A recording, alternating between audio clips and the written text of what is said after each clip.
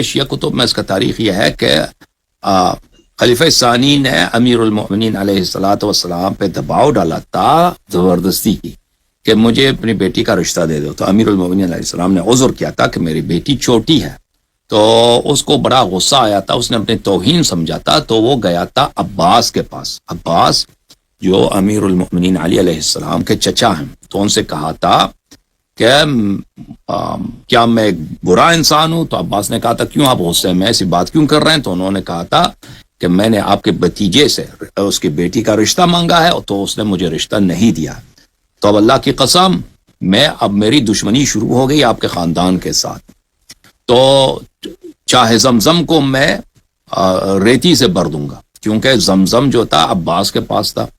وہ ان کے لیے بڑی عزت کی بات تھی کہ زمزم کی جو نگہبانی ہے, زمزم کا جو گارڈینشپ ہے وہ بنی ہاشم کے پاس ہے. اس کے علاوہ آپ کے جتنے آپ کے خاندان کے بنی ہاشم کے کاروبار ہیں, باغات ہیں, جو آمدنی ہے, میں اس سب کو تباہ کر دوں گا.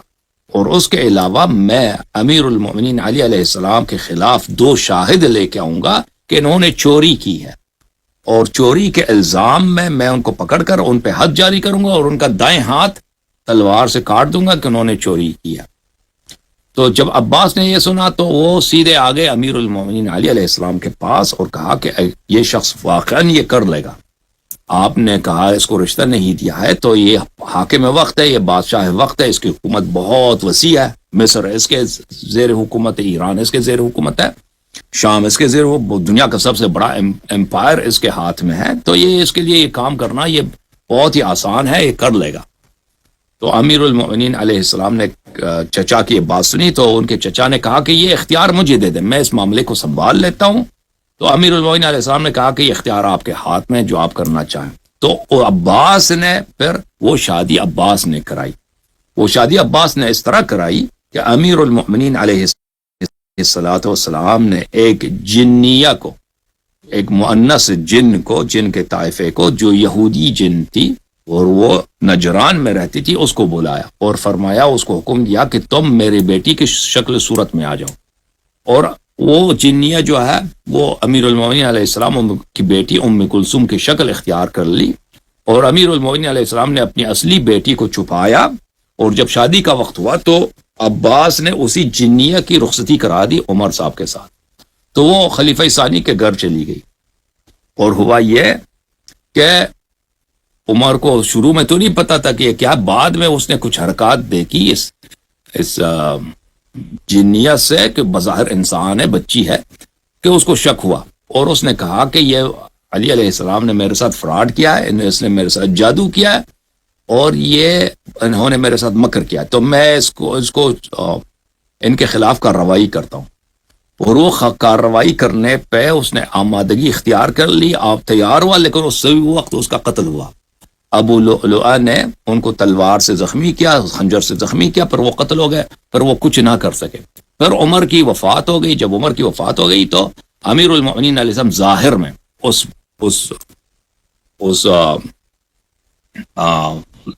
یہودی جن کو, کہ ظاہر میں ان کی بچی, ان کو لے کے آئے ہیں اپنے گھر. وہاں پہ ایک بیٹا بھی پیدا ہوا تھا, وہ عمر کا بیٹا تھا, اور اس یہودی عورت جنیہ کی بیٹا تھا. تو وہ بیٹا تو عمر کے گھر رہا, لیکن بظاہر اس بچی کو جو حاصل میں یہودی ہے اس کو اپنے گھر لے کے آئے, اور پھر وہ یہودی جو جنیہ تھی وہ چلی گئی اپنے قوم کے پاس نجران میں. اور پھر امیر المؤمنین علیہ السلام نے اپنے بیٹی کو ظاہر کیا لوگوں کے درمیان, اور لوگ یہ سمجھ رہے تھے کہ اسی بیٹی کی شادی ہوئی تھی, حالانکہ اس بیٹی کی شادی نہیں ہوئی تھی, وہ جنیہ کی ہوئی تھی. اور یہ بات سر میں تھا, یعنی اسرار میں تھا, کسی کو پتہ نہیں تھا. لوگ یہی سمجھ رہے تھے, 150 سال تک یہی سمجھ رہے تھے کہ امیر المؤمنین علیہ السلام کی بیٹی کی شادی ہوئی ہے عمر کے ساتھ.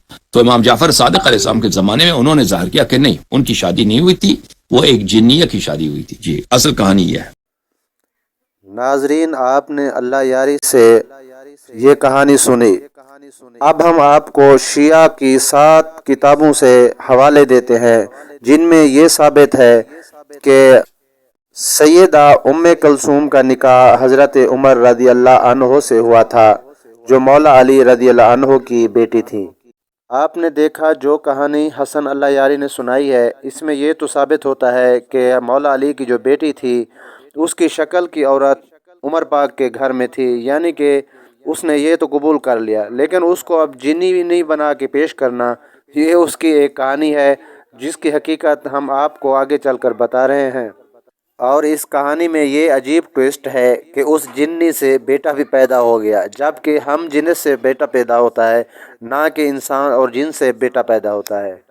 شیعہ کی پہلی کتاب الابتصار جلد 3 صفحہ نمبر 352 امام جعفر صادق سے روایت ہے۔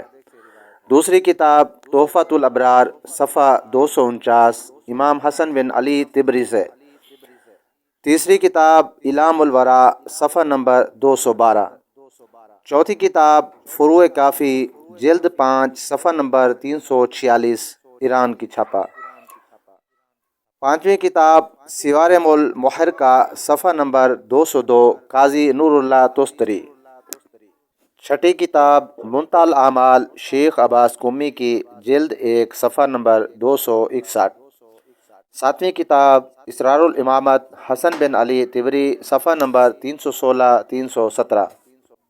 حسن بن علی طبری اپنی اس کتاب میں اس بات کو دلیل بنا رہا ہے کہ جیسے فرعون کافر تھا اور بی بی آسیہ مومنہ تھیں، یعنی مومنہ کافر کی بیوی ہو سکتی ہے، لہٰذا کلثوم بنت علی بھی عمر کی بیوی ہو سکتی ہے۔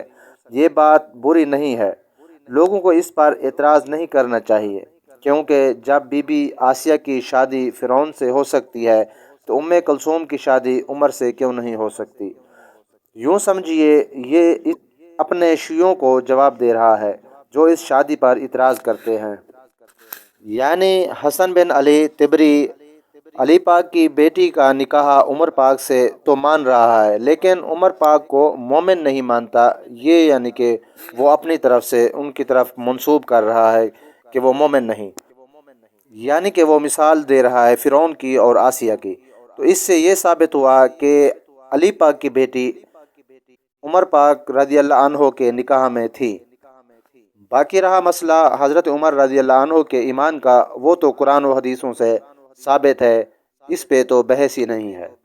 ناظرین، اگر آپ کو یہ ویڈیو اچھی لگی ہو تو ویڈیو کو شیئر کریں، لائک کریں، چینل کو سبسکرائب کریں اور مزید آنے والی ویڈیو کا نوٹیفیکیشن آپ تک پہنچتا رہے۔ سبسکرائب ضرور کر لیجئے گا۔